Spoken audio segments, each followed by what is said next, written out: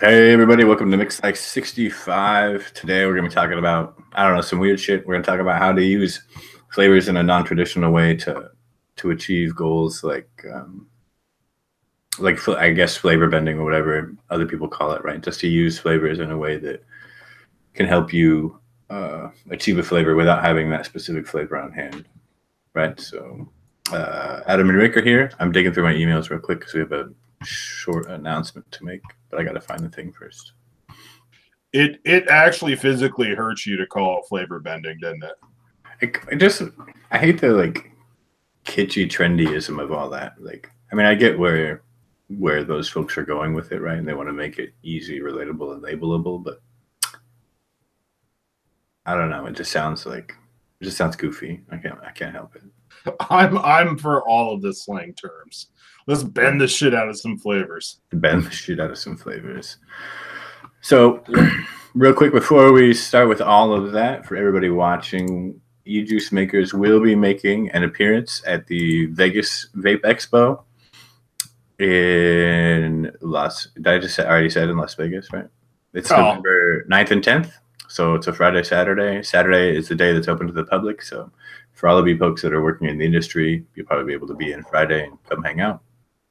There'll be some mixing competitions and all kinds of other cool shit going on. We'll have our own little section kind of sequestered off, and there's going to be a big DIY section, right? So like a bunch of other DIYers should hopefully be there as well. But we will all be there. So come hang out, come visit, come rub an orange on Rick's nipples.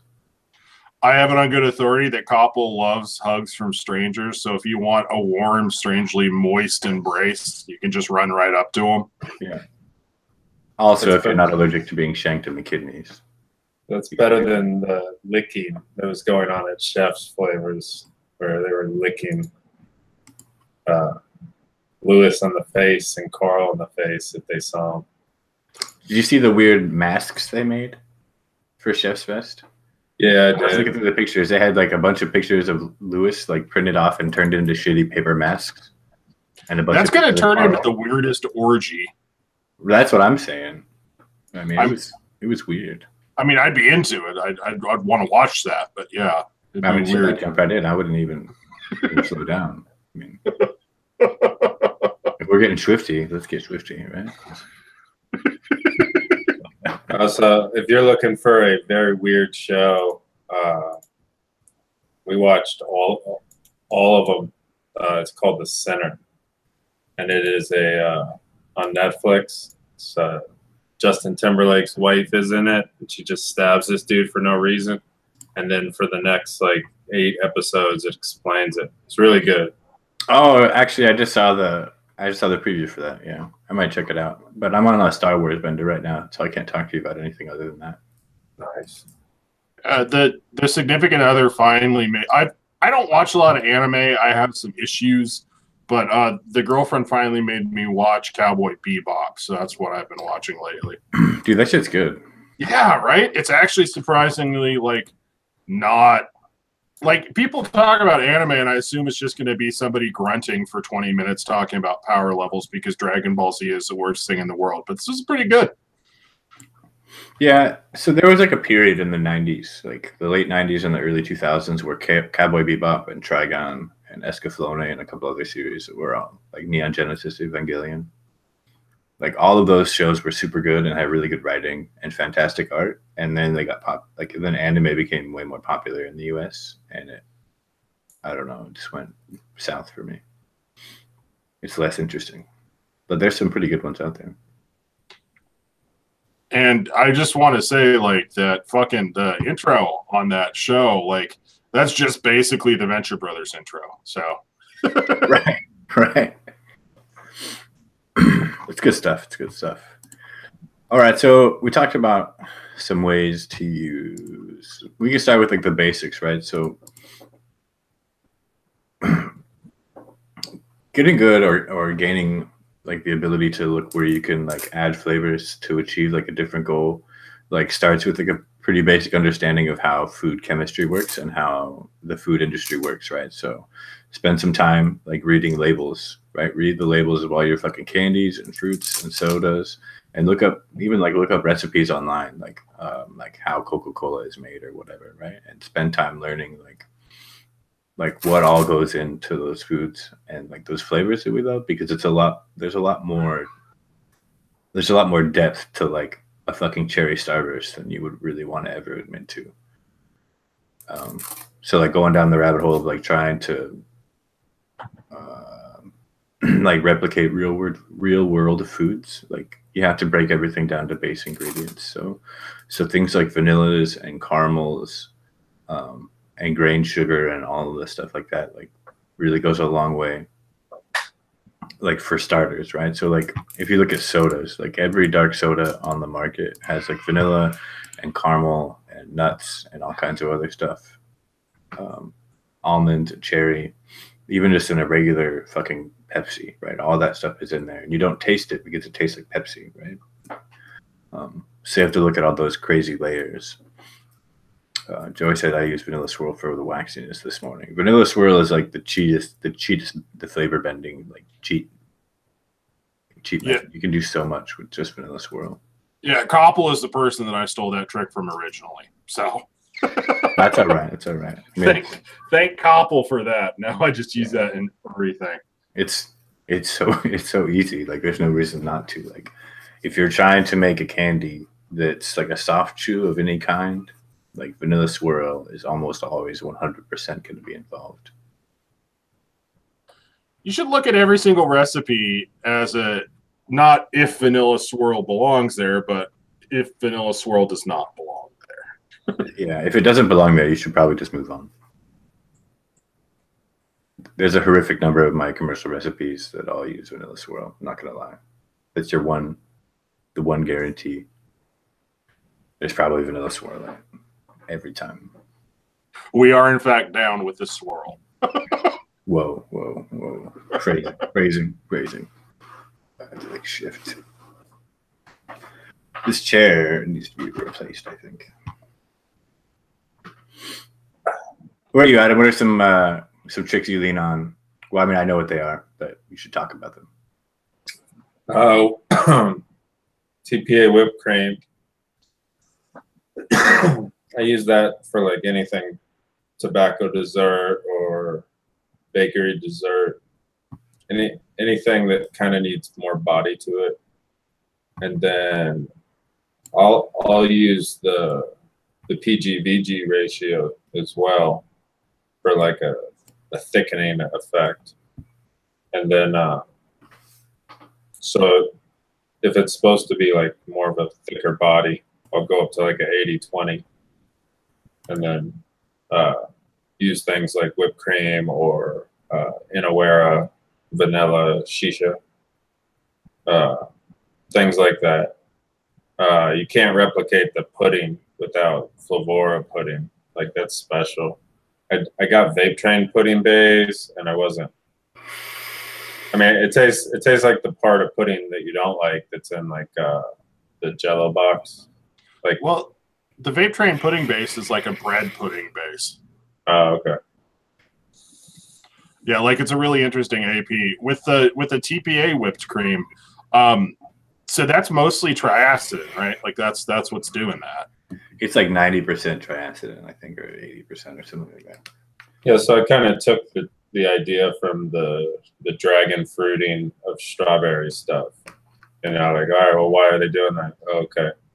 And then when like Wayne put that article up on the spec sheet, studying the TPA spec sheet, and that helped me a lot too, just getting in there and figuring out what the hell is behind the taste and the smell that I'm getting. And and then I used to just like hodgepodge with the creams, right? So I'd like throw a little fresh cream, throw a little marshmallow, throw a little just everything. And then over time, I kind of like got into what each vanilla had, what each cream had. And then you can sort of cut back and eliminate, because they overlap a lot. Like you're just drowning the thing in vanilla and ethyl maltol and stuff if you don't really know how much these flavors are comprised of that. So Those are all things. A good way to break that all down to, if you're looking to figure out what's what, is if you can cross-reference the TVA spec sheets with the link I'm about to post in the chat here on FlavorNet, right? You can break down what each of those aroma volatiles do, or what they're known for, or what they're mostly associated with. And they have quick links where you can break down, you can get even like more of a breakdown, and you can get all the background information, so you can Google more about it. So if you want to get into like the deeper DIY stuff, and then as you practice, you can like pretty much like pick out those individual volatiles and other concentrates that don't have spec sheets or don't have ingredient listings, right? Just by taste. After you've, like, if you've tried TPA strawberry, and it contains X ingredients, and then you go through and you look at these, and then you taste similar notes in another strawberry somewhere else, chances are they're using all those flavors or all those different compounds. And then when you get really crazy, you can start figuring out which foods and fruits share volatiles, which is where like bending gets to be like the most critical, right? Where you can find that strawberries and raspberries all share methylhexanate, right? So you can use two other flavors, right, that have methylhexanate in them, and combine them to get a more robust or realistic strawberry, or to bend them to a different berry, right? So speaking of flavor bending, see this question pop up a couple different places. Before you really start flavor bending, you should probably try to make what you have work in terms of the actual flavors, like actually coming into, like, if you want a specific flavor to do something, the first question you should ask yourself is there already a flavor in that profile that does that job better? Or do you need to start actually modifying things? I've seen some questions about like adding strawberries and stuff to like peaches, and trying to like bend stuff with other fruits. And generally it's a really fine balancing act, because you don't want to pull everything off profile. So, I mean, these tricks are super useful, but like the first step you should probably ask yourself is, okay, am I just using the wrong peach flavoring? Not, how can I use a strawberry to make this peach do something different? No, definitely not. Yeah, I mean, especially if you're already chasing like a specific profile, like the only reason I get into the weird stuff every once in a while is just when I'm trying to like innovate or do something new, or something that shouldn't work, right? Like mango Beauregard shouldn't work on paper. There's nothing about that recipe that should even be remotely functional at face value. Right. But I mean, if you're just trying to get a great strawberries and cream, you don't need to be adding fucking raspberry and lemon to make the strawberry pop. You just probably need to either take a look at which strawberry you're using, or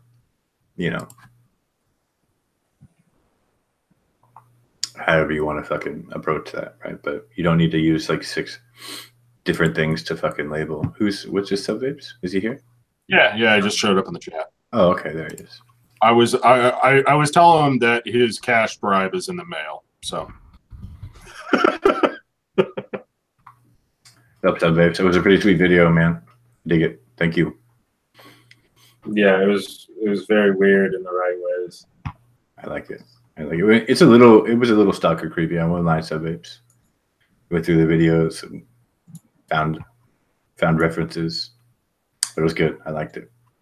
But like, we're into stalker creepy. Like if you look at us, we don't get a lot of stalkers, so I'm into it. Stalking was romantic until somebody dies from it, right? It's all romance until somebody gets stabbed. Exactly, right. It's like the gal that sent 60,000 text messages, and she was like, "I love him." So, right. So I mean, usually, like, if you're trying to chase a specific profile, and you don't need to get crazy with the bending or the layering, but the option is there. So whose juice was the churro donut? Adam, was not yours. That's us. It's a Copal chemist collab. Oh, I forgot. That was a long ass time ago. The longest time ago. Apparently, there's a video about it out there. So the sleepers are rising.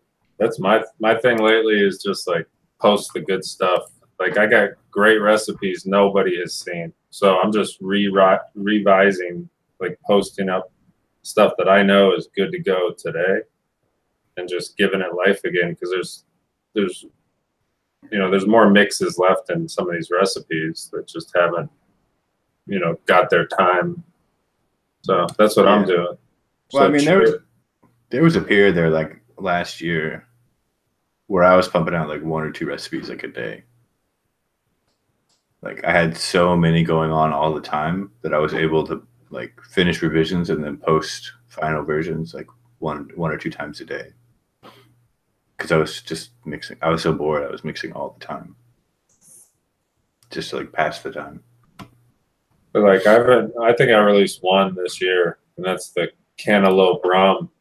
But like if you mix it up, you'll see it's fucking delicious. So I'd rather release one that I know is delicious than like 6 that are okay type of thing. So yeah. So those of you that are watching and that are in the Facebook group, we'll be posting more of like the archives, like stuff that we liked, and maybe revise it with some notes and shit, just to get some shit out there. Yeah, I mean, my thinking with the group, there's like 20 DIY groups for stupid questions, right? That exist. And then there's a bunch of groups for like just hanging out. So how can we make Mixlife different? Well, what if it's mostly recipes and like the chatter's kept to a minimum? That's really how it's kind of shaped up to be lately. And right now we got 140 recipes or so. And the topics thing, it's a new feature they have, is great because you can just click and, all recipes. So it sorts out all the extra. And then you just have a really nice feed of recipes from, decent mixers. So it's really cool. And looking back, I just saw it in the chat saying, Joey's out there saying mixing anything over a year old, so I think it would be over flavored. I don't think there's been like a real quantum leap in flavoring percentages over the last couple of years, right? Like there was the cartomizer era, and then there was like everybody's figuring out how to mix sub-ohm recipes. But I think it's been fairly stable in terms of like acceptable flavor usage for the last couple of years. I'd say the last 2 years are probably fairly safe. The last year for sure. I mean, everything on my ELR from the last year is in the under 20% range, and most are in like the 10 to 12% range. Yeah, I mean, you're better off mixing either all the flavors, modern recipes, recipes from people you follow on ELR, or recipes from people you follow that are older on ELR. But if you try to do the ratings, when you go to ratings, those recipes are a good 4, 3, 2 years old. So there are recipes in there that are flavored. If you see strawberry ripe at 10%, that's crazy stuff. But see, that's the weird thing. The way it's come around is you can use those old recipes that are 5 stars from 2016 for your nicotine salt recipes. Like you can really you probably don't have to modify much with like a 30 milligram nicotine, 40 milligram nicotine, and then like a 25% finished flavor, that range. So, you can use them for the Nick salt stuff nowadays. Yeah, that works too. I just had some guy like message me about Sakura Sweets like 11 times in like 2 days. Yeah, we had a Facebook profile called Sakura, like our Facebook page. And I was like, shit, it's getting crazy. Like people have their own Sakura Facebook pages. Like someone's made a Sakura profile just to like. I mean, it's a pretty common word. Sure. I mean, it kind of is. They're taking over, damn it. Fans. Don't fuck with the narrative here. The fans are turning rabid. Our viral marketing is spreading the globe. We're like the Willy Wonka of one-shots. Tell a friend. Tell all of your friends. Tell all your friends. E-juice makers are nothing.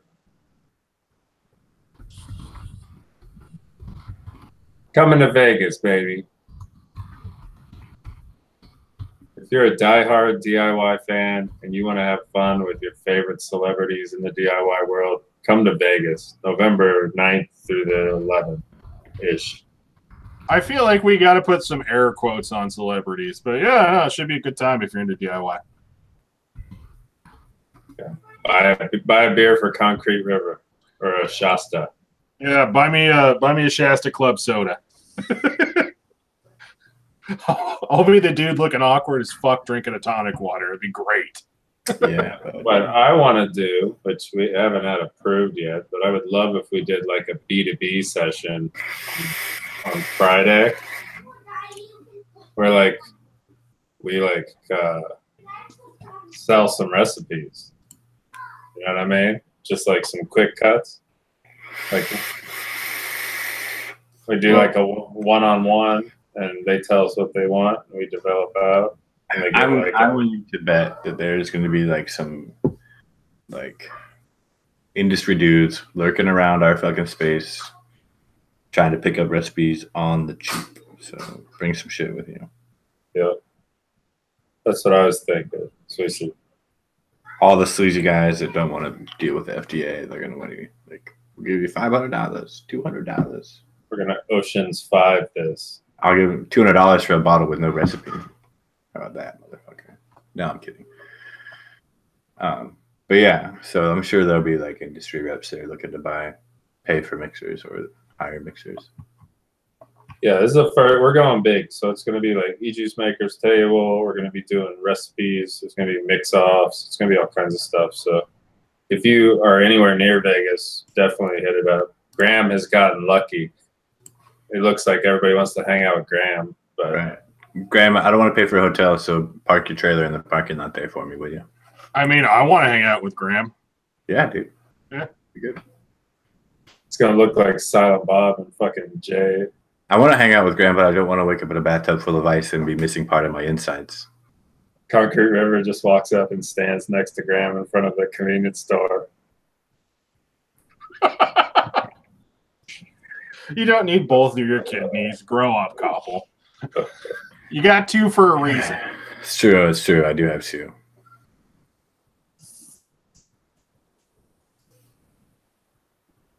Yeah, right. We're gonna need some good bail bondsmen in Nevada. So like, hit us up. Yeah. Dave is probably gonna cop an assault charge. Be a good time. Just look for Dave on TMZ. Yeah. Gonna get into a fight with a Backstreet Boy. They're playing.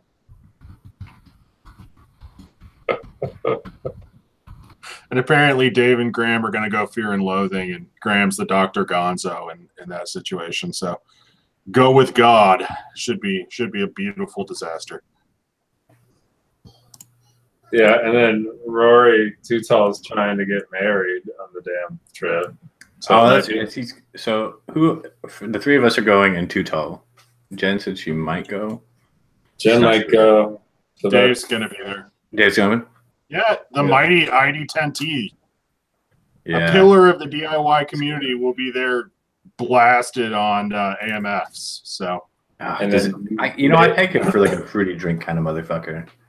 Maybe Steven. Steve doesn't need that far, does he? He's in Arizona, isn't he? Right, and then maybe Steam, and it was like 10 of us got invites, I think.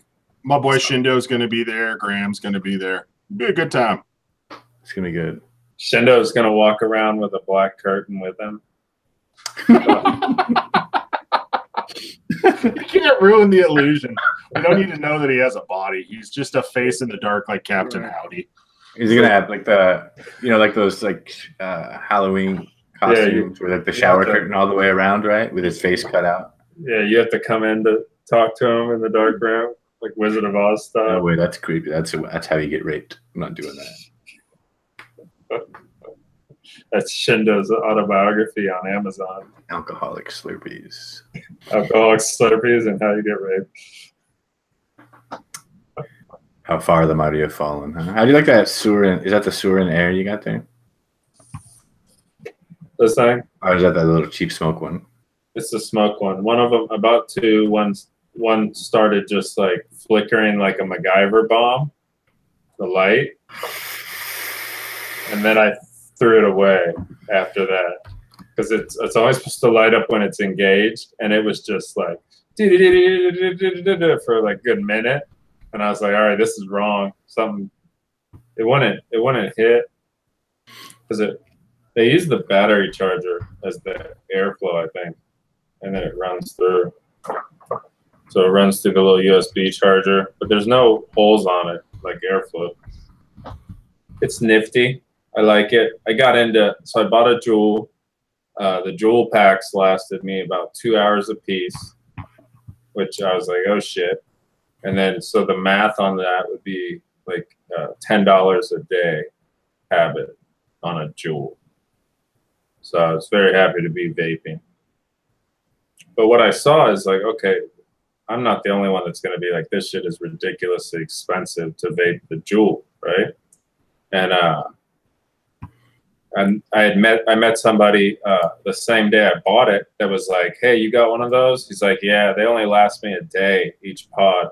He's like, so I stopped using them. And he's like smoking cigarettes, talking to me. So, you know, using it, trying it out, it's a very cool device. It's interesting the way it, like, you can do like a rave mode when you vape it. And if you move it, it like flickers colorful lights and shit. Like it's all hidden. Right. You don't hear about that on the news. And it's got a cool tap feature. So you tap it and it gives you the battery life, right? But besides that, there's nothing innovative to it except 60 milligram nic hit. And that 60 milligram nicotine, nic salt hit is like whoosh. Like you're like, whoa, that is real. And then I picked up a bottle of 30 milligram, 35 milligram, and I've been vaping that. And that's just on the line of like giving me a head rush type of thing. So I think we could see like a 30 milligram nic salt become a big standard. And I know Juul's lowering their nicotine on a light version they're going to offer. That's going to be 30 milligrams too. So in your nicotine mixing down the road, I think 30 milligram nic salt may become a real popular level.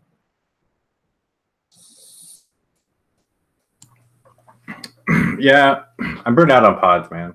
Like, I fuck with some pod recipes for a client, and now I just don't want to touch them anymore.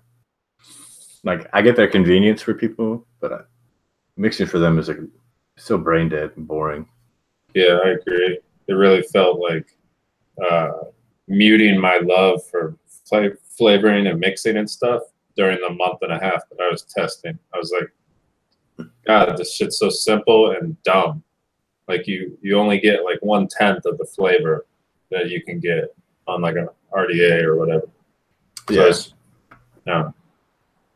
And you can't do anything like complex, right? Because it just gets lost in translation. Like it just doesn't come through because of that overall loss. Like it's just they're inferior flavor delivery devices overall. I mean, they're good if you just want a quick nick rush and you don't want to smoke or whatever. I'm all about that.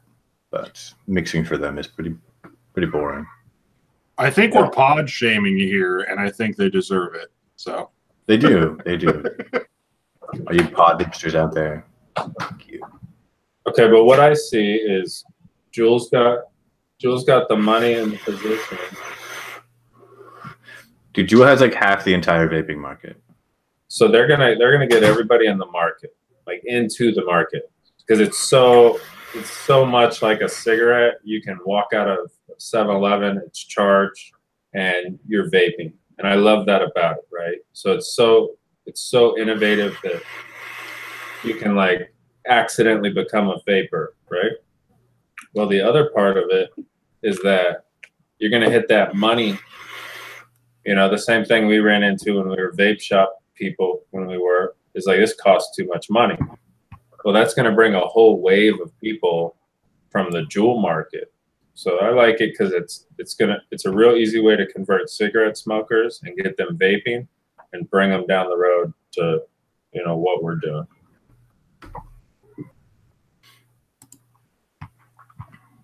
So you're calling it a gateway drug? It's a gateway drug. The vaping, yeah. Here comes fucking CNN.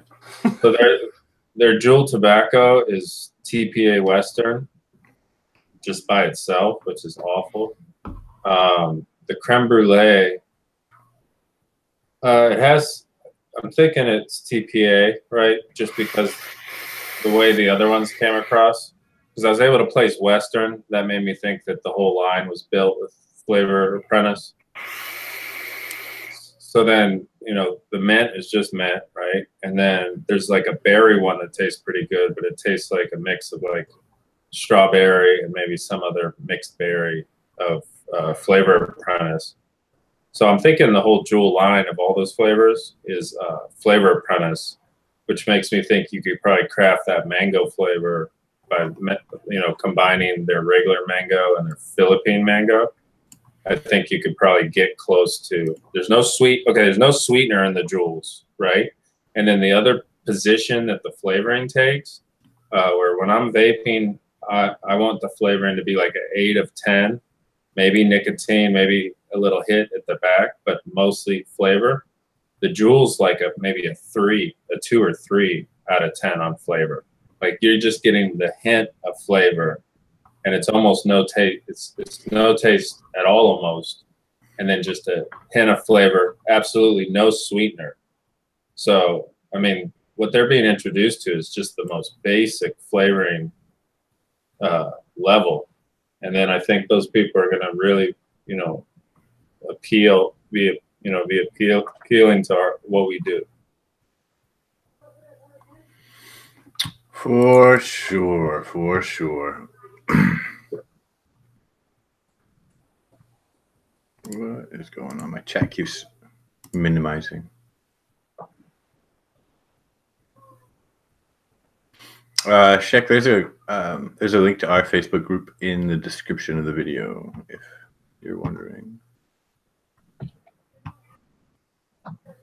Subvapes asked if we had a presence at Chef's Fest. We did not, no. I mean, airfare to round trip to Cardiff is like $1,500. So I couldn't really, I mean, most of us couldn't really swing that kind of thing. That's a little more than taco money right there. Yeah, you guys don't pay me enough.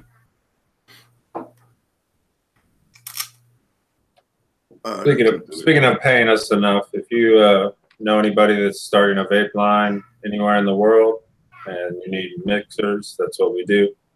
If you need to revise your lines, things like that, get in touch with us. No project too small, and we deliver fast as hell. Also, no project too big and no restriction too dumb. This is what we do. Yeah, we just finished a couple of really big ones as a group, and some of them were really dumb. Like, well, the time frame was mostly dumb. But,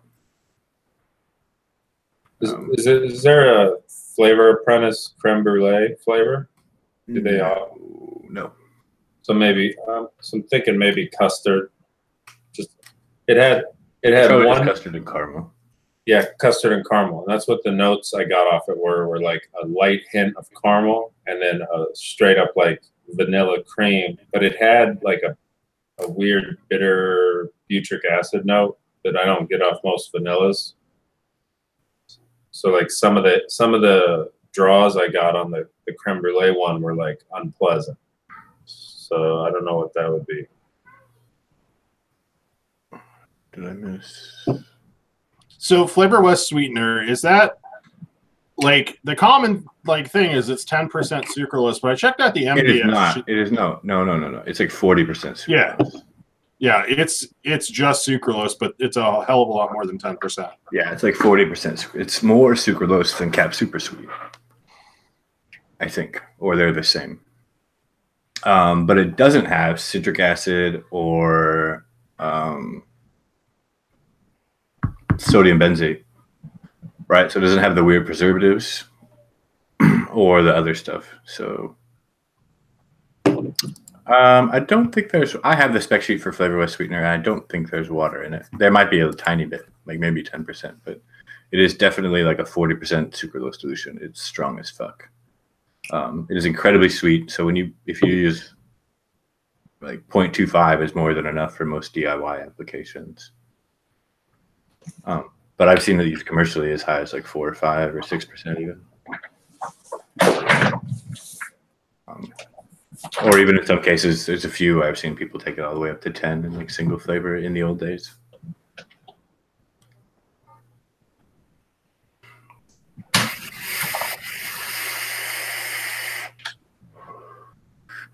That's correct. Flavor West sweetener is not an effective method of bird control, but Capella's super sweet is kind of, actually. So there you go. Also holding your balls up to the microwave while it's running. So use Flavor West sweetener because it doesn't have citric acid or whatever in it, and hold your balls right next to the microwave. Same effect. Sodium benzate is known to block feminine hormone. I guess it's only in women, so it won't fix dudes. Like, I'm just saying, it's Dave's only birth control plan. So let's. Right. If you guys are looking for like a simple fruit one shot, I got these sent to me from Liquid Barn. It's called a re-up.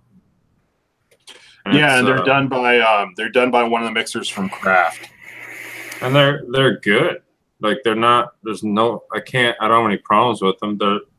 They're thin as far as body goes, right? Like they're just fruit down the fruit line of flavor. But like the grape one, my girlfriend likes. I've been vaping the grape one, and then I just mix the strawberry one, and they're damn simple, and it's really fun because we make one shots all the time, right? And it's fun for me to do one shots because you remember how damn easy they are and how good a product they are. Because it's like, I made this in 2 minutes, and I'm not thinking about flavor. I'm just pouring my 4 ingredients in, and so it's nice. I like it.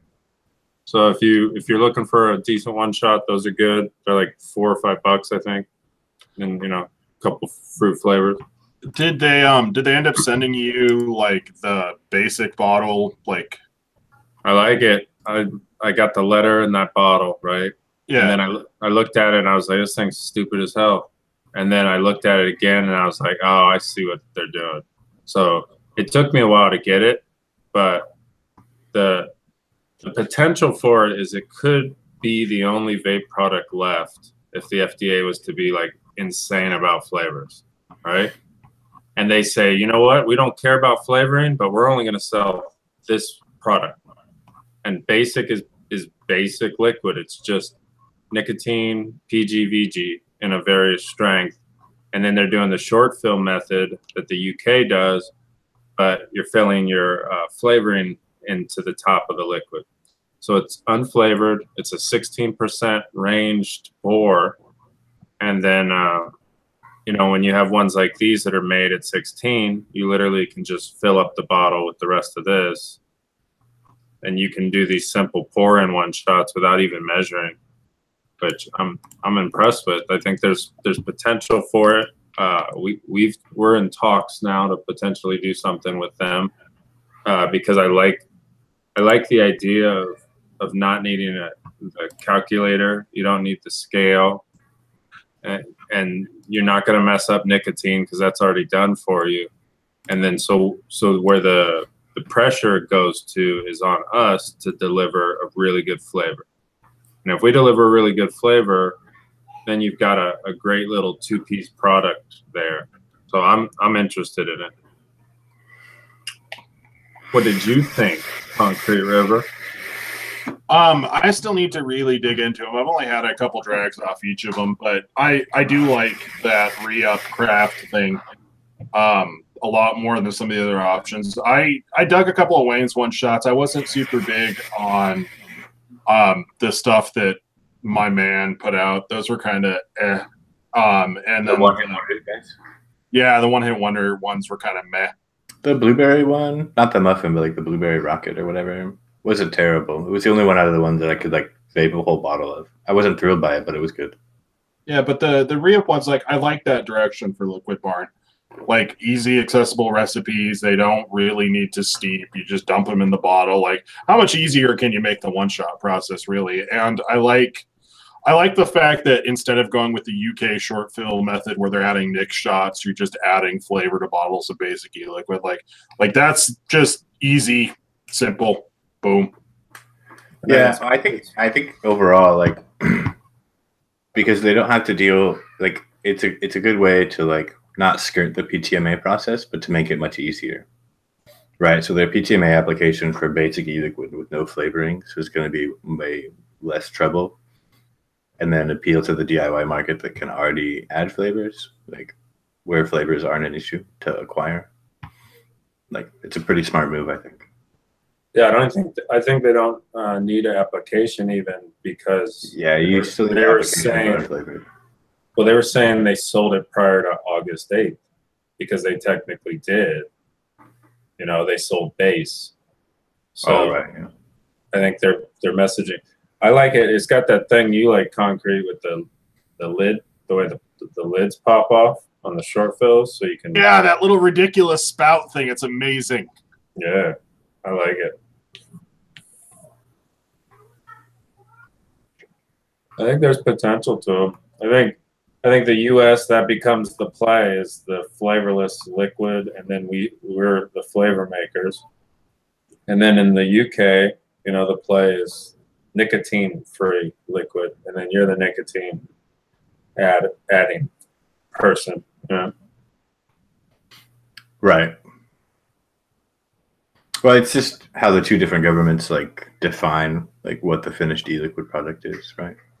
So, and the FDA ruled that 0 milligram nicotine was still a product, right? So, the short fill method didn't skirt the PTMA, but the flavorless base with nicotine already in it also doesn't skirt it, but it makes the process easier because there's less lab work to do, right? They can have it all certified and ready to go, and they don't have to deal with like 5 different flavoring manufacturers, getting all of them to release their CAS numbers and all their fucking things to do the PMTA process, right? Yeah. I think we're going to see a revolutionary kind of flavor trend in the cannabis with it becoming legal too, because there's so many flavor options, and none of that stuff hits the market right now, really. So there's a whole new world of flavoring in that market for, like, you know, food items and drink items and candies and, you know, whatever, vaping, you know. So there's lots of potential. I think that we're in the downtrend of the first uptrend. So to us, we've existed kind of in this, like, you know, everything's failing market. But, you know, I think it's the first uptrend. I think there's a bigger trend coming in the next couple of years where it'll reach, you know, sort the leaders of the vaping market. I mean, you saw it with Juul. Juul was able to just, like, bam, you know, within a year, carve out a bunch of the market. So I think over the next couple of years, there's going to be a lot of, you know, motion of who's in control. And it won't be the same people you see today on the shelves.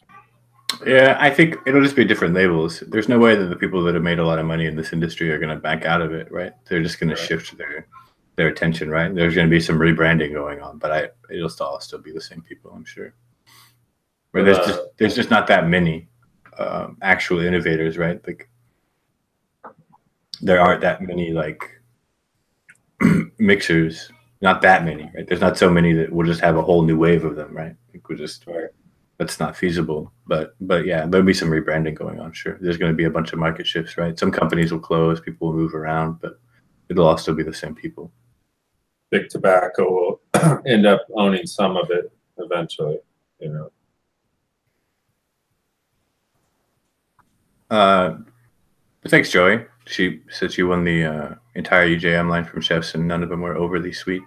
The chef's line goes through a lot of balancing back and forth. We do a lot of internal QA before they get released. We don't just go hog wild, right? So we all work together on everybody's business, except mine. I don't let anybody review my shit because it's mine. They can fuck off. I'm kidding. His Spirit of Holiness doesn't need a review process. The rest of us, though. Yeah, the rest of the fucking flips, right? They were delivered by little children on pillows. Your recipes with like flower petals around them. Yeah, or like couples recipes are here. Shortly afterwards, the children self-destruct, but they're robots. Right. No, I just put bombs on them. Who can afford robots? We're making one shots here. Hi, NSA. And now I'm on a list. You're already on a list. I'm already on all the lists. All the lists were designed for people like you. Has visited 4chan too much. He's on the list. Yeah, things are good. We're starting to cut up some short content. So I did like 3 little clips. Oh yeah, I saw your little clip things the other day there. Not enough dubstep. You need much louder dubstep. Make it happen. It needs to sound like robots having sex, or I'm not gonna like 2015 bro step. Let's make this happen. It's the best I can do. Bro step. Is that a thing? Is that a thing? Yeah, because like dubstep originally was like a UK garage thing, and then for some reason, like the EDM stuff ended up being called dubstep too, even though it's seriously just like all wub and like bass drops and shit. So that version's called bro step. Well, thank you for that brief musical history lesson. Yeah, no problem. I could never get into any of that stuff. It just sounds like an episode of Transformers gone wrong. Yeah, I mean, like the difference between something like fucking Burial in the UK and I don't know, like name some awful like US like dubstep person is like huge, but they're all like kind of lumped together as dubstep, even though they have nothing to do with each other. I have no idea what Bass Nectar. There you go. The difference between Burial and Bass Nectar is huge. It all sounds the same to me, man. I can't tell the difference. Don't talk shit about Bot Boy's mom. Only Shindo's mom. Bot Boy is like the hero we need, but not the one we deserve.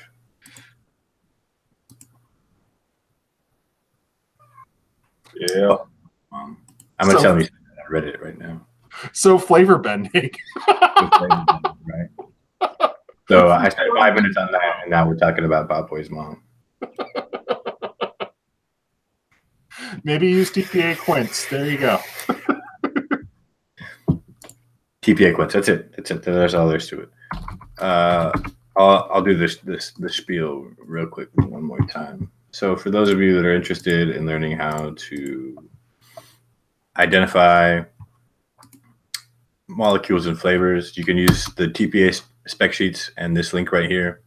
Right, you can compare the two to figure out which aroma volatiles are doing what, and that helps you identify them in other flavors, right? And it helps you identify their content, so you know which flavors share aroma volatiles and which ones you can use to merge and or bend into something different.